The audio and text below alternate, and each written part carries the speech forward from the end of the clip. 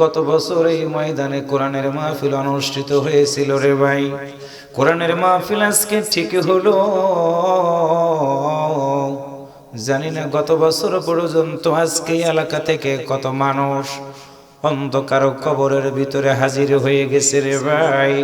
জানি না কখনো মনে হয় ওই মালাকুল মউতের ফেরেশতা আমার বাড়িতে আসবে রে, রূহটা বের করে নিয়ে যাবে। জবান খুলে বলুন তো, কোরআনের মাহফিলে আসলাম, বসলাম, কোরআন শুনলাম, মাহফিল ঠিকই শেষ হয়ে যাবে, আমি আমার বাড়ি পর্যন্ত যেতে পারবো এমন কোন নিশ্চয়তা আমার জীবনে আছে কিনা? একসাথে বলেন আছে কিনা? না রে বন্ধু না। মাহফিলে আসলাম, বসলাম, সুন্দর করে বয়ান করলাম, বয়ান শেষ করব, চক্ষু দিয়ে তাকালাম, চক্ষুটা আবার বন্ধ করব, ঘাড়টা ডান দিকে ঘুরালাম, ঘাড়টা আবার সোজা করব, এমন যদি কোনো নিশ্চয়তা আমার জীবনে না থাকে,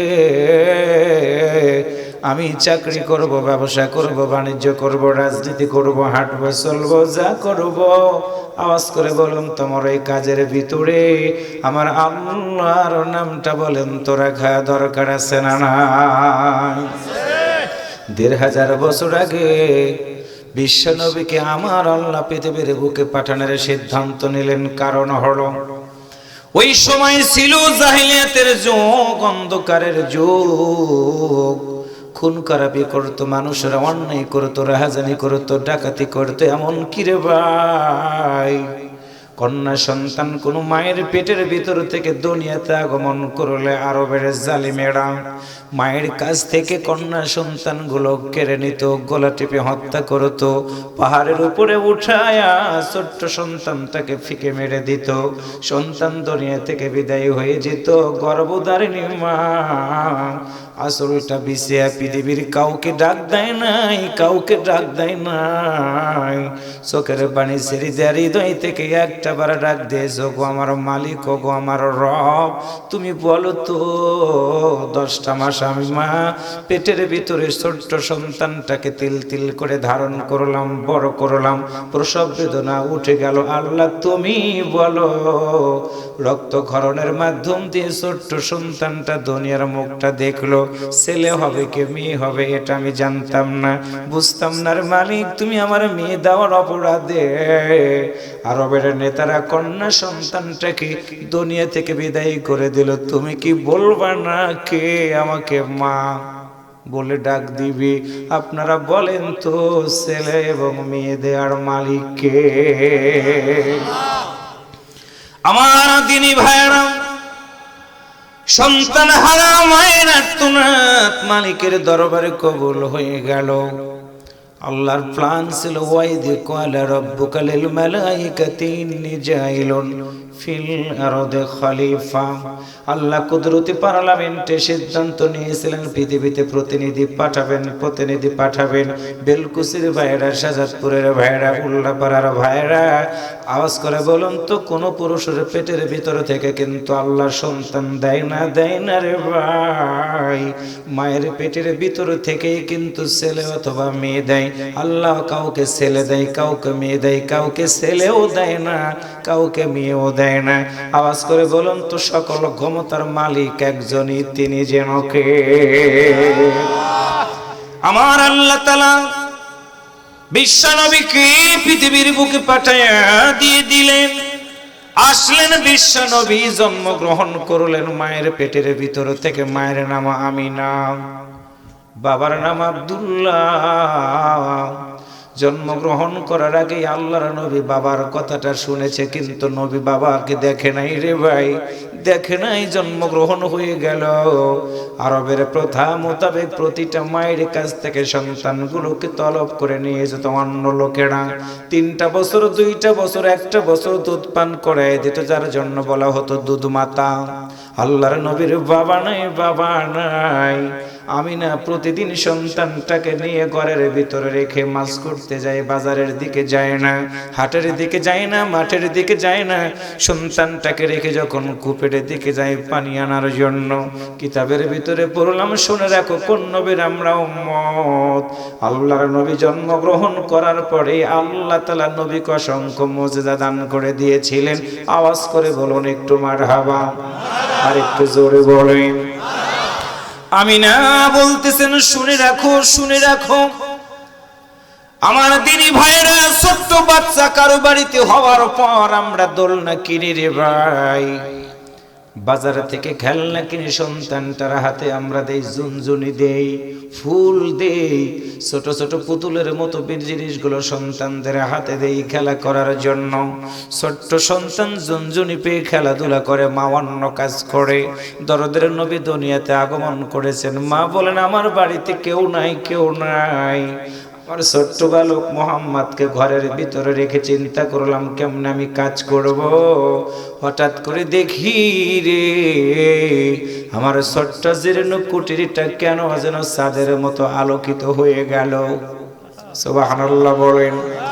আমি না বললেন একটা দৌড় দিলাম, দৌড় দিয়ে ঘরের ভিতরে উঠে দেখি রে আমার ছোট্ট বালক মোহাম্মদ সাল্লাল্লাহু আলাইহি ওয়াসাল্লাম হাত যেই দিকে নড়াচড়া করে রে, আকাশের একটা করে নক্ষত্র আমার ছোট্ট মুহাম্মাদের হাতের ইশারাতেও নড়াচড়া করে।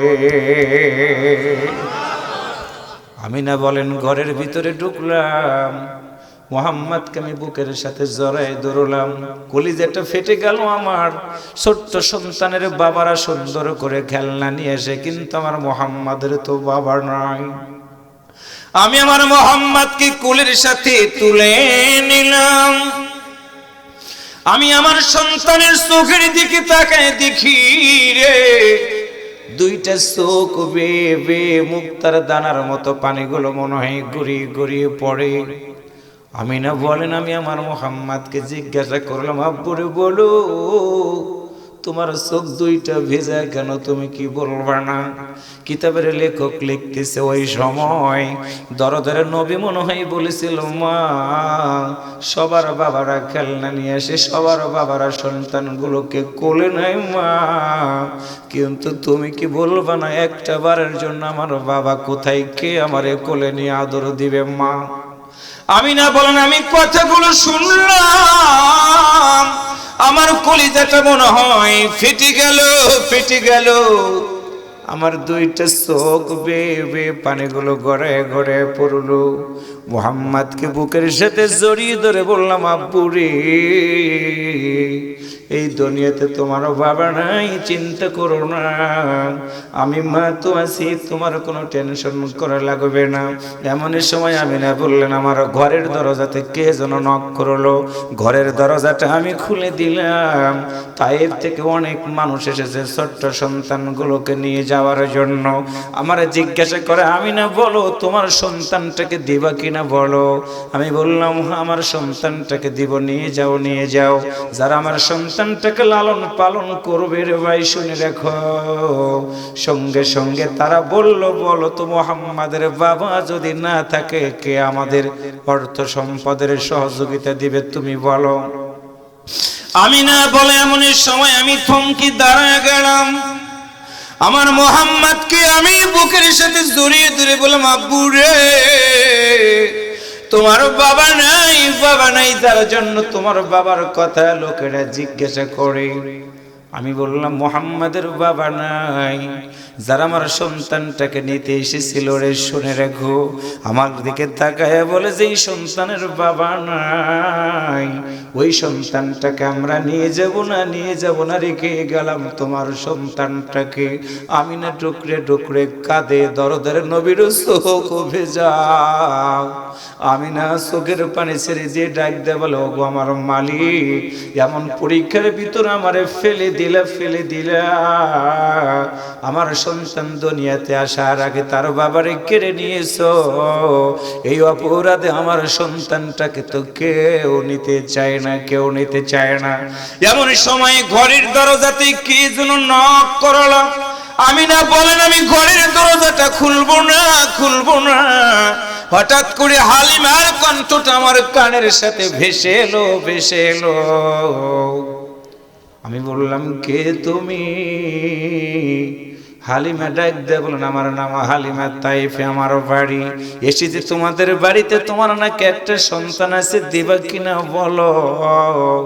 আমিনা ডাক দিয়ে বলে, তুমিও যদি অন্য মায়ের মতো আমার সন্তানটাকে দেখে রেখে চলে যাও, আমি মা কলিজাটা ফেটে দুনিয়া থেকে বিদায় হয়ে যাব। দরজা আমি খুলবো না, তুমি চলে যাও তোমার বাড়িতে।